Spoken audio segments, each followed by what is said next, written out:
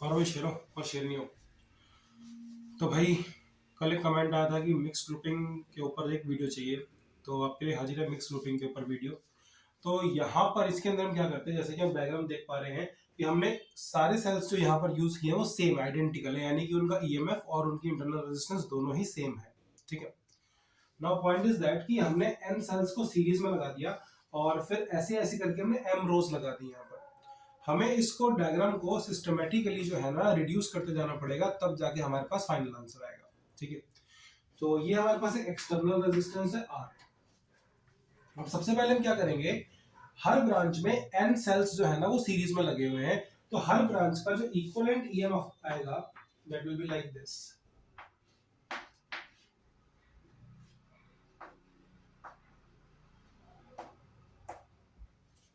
देखिए हर ब्रांच का जो इक्विवेलेंट ईएमएफ आएगा वो n इंटू ई हो जाएगा, बिकॉज ईएमएफ के n सेल्स हमने सीरीज में लगा दी, और साथ ही सबकी इंटरनल रेजिस्टेंस भी जो है ना वो ऐड हो जाएगी। अब इसके बाद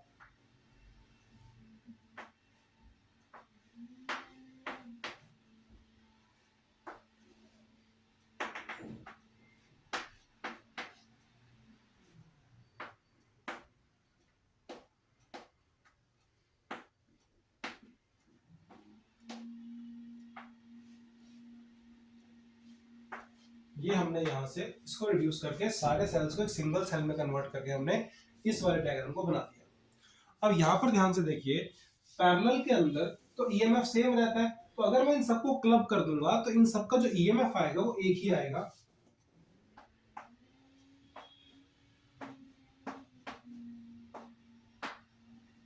क्योंकि पैरेलल में ईएमएफ सेम रहता है, तो इस सबका इक्विवेलेंट जो ईएमएफ होगा वो तो सेम रहेगा। लेकिन इंटरनल रेजिस्टेंस जो पैरेलल में है ना, अगर इक्वल लगी होती तो उसका फॉर्मूला होता है R by number of resistances. तो यहाँ पर इंडिविजुअल रेजिस्टेंसेस जो है हमारे पास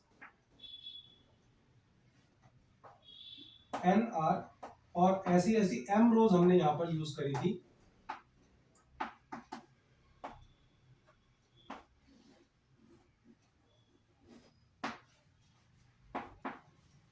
तो ऐसी ऐसी एम रोज हमने यहाँ पे यूज करी, तो फाइनली हमारे पास ये छोटा सा सर्किट बन जाएगा।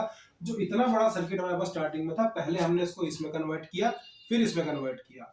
अब इससे हम डेरिवेशन स्टार्ट करेंगे, तो एक बार इस सारे सर्किट को वीडियो को पॉज करके नोट कर लो।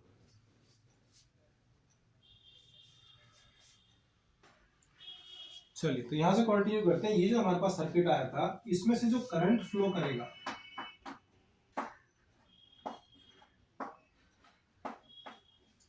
सारे में से आई करंट जो है ना इसके अंदर फ्लो कर जाएगा।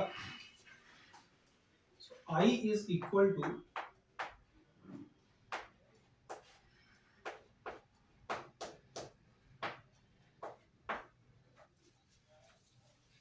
क्योंकि ये दोनों रेजिस्टेंसेस सीरीज में होंगी, तो यहाँ पे आर में plus N R by M कर देंगे। ठीक है।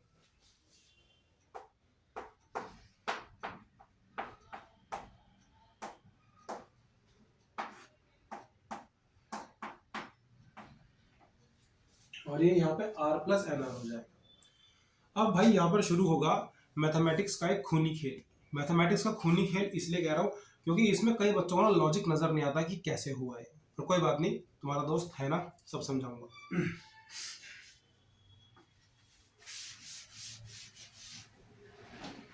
अब देखो आई की वैल्यू मैक्सिमम, यानी कि इस पूरे एरे से जो मैक्सिमम करंट निकलेगा वो कब निकलेगा,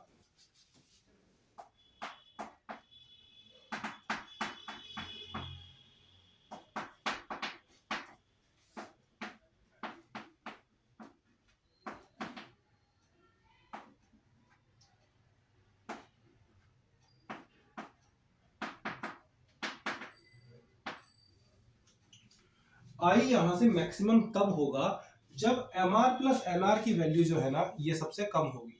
ठीक है। जब M R plus N R की वैल्यू सबसे कम होगी तब जो आई जो है मैक्सिमम होगा।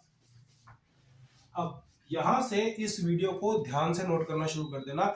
अगर नहीं समझ में आए तो बार बार इसको रिवाइंड करके आप कर सकते हैं। देखिए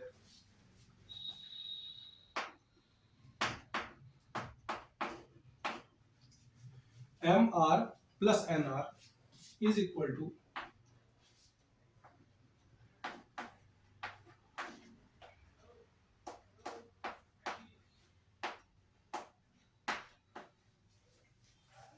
under root of M R का whole square plus under root of N R का होल स्क्वायर। किसी नंबर का रूट करके उसका स्क्वायर कर देने में कोई पाप नहीं है, मैथमेटिक्स ऐसे इसको गलती नहीं मानता, मैथमेटिक्स में अलाउड होता है।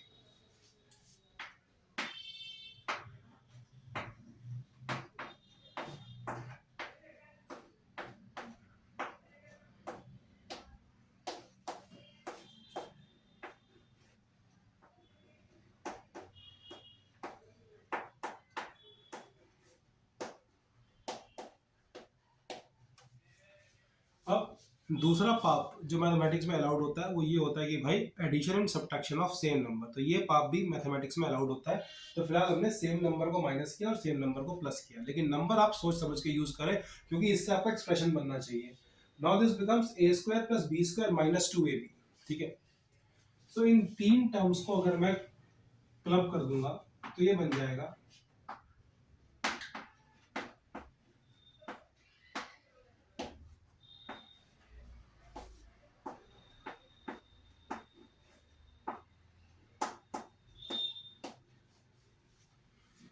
तो भाई under root of M R minus under root of N R का whole square A square plus B square minus 2ab को हमने यहाँ पे क्या कर दिया, a माइनस बी का होल स्क्वायर कर दिया, ठीक है।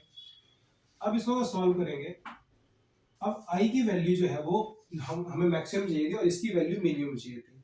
सो M R plus N R is minimum if under root M R minus under root N into small R should be equal to 0। देखो ये तो 0 हो नहीं सकता क्योंकि इसमें तो कुछ भी 0 हुआ तो पूरा सर्किट ही शॉर्ट हो लेगा, लेकिन इसके अंदर जो है इसको 0 किया जा सकता है, इसको इक्वल टू 0 डाल के हम सॉल्व कर सकते हैं।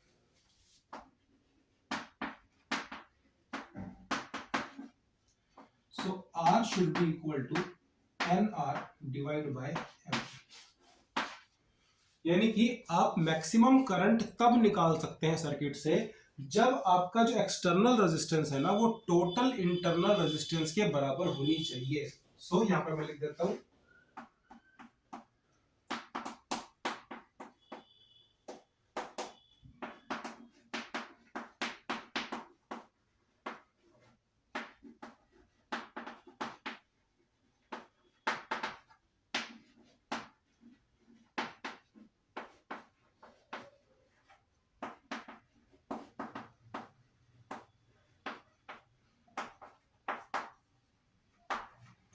so I will be maximum when external resistance is equal to total internal resistance। तो ये कंडीशन थी इस एरे से मैक्सिमम करंट निकालने का। तो और जो टॉपिक्स आप लोग चाहते हैं जिस पर ये वीडियो चाहते हैं तो मेरे कमेंट सेक्शन में जाके वीडियो करें, मैं पूरी कोशिश करूंगा जितने बच्चों की डाउट्स ले सकूं उसको सॉल्व करने की कोशिश करूंगा। So keep commenting and keep watching my channel free thinkers education.